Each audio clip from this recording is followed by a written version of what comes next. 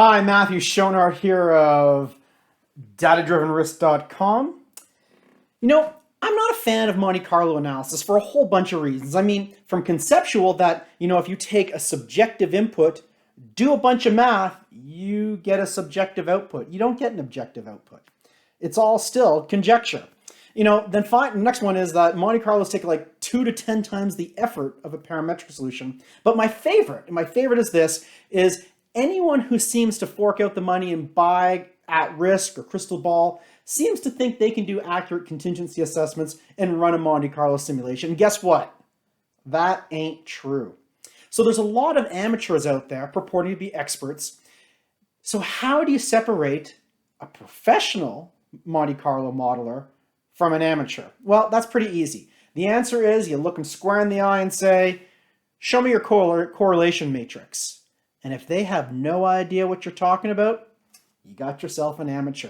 You see, this is why. A correlation matrix correlates the outcomes of A with B. So if A goes up, B is more likely to go up. And you can see examples of this. Here's two, an internal one and an external one.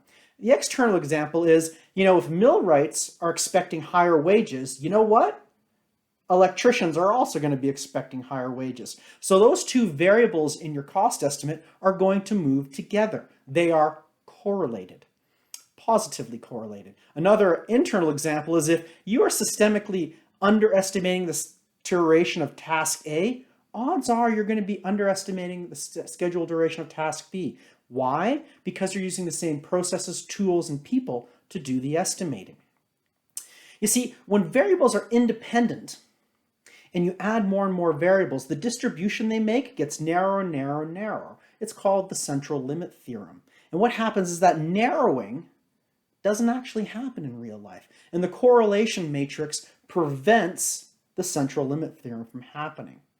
So neglecting a correlation matrix in a Monte Carlo simulation is a pitfall amateurs fall into. Of course, there's other problems too, but you can avoid all of them by simply doing a parametric contingency assessment. And if you'd like me to do that, I can get it done in about a week. See me at datadrivenrisk.com and I can help you out. Thanks very much, Matthew Schonart.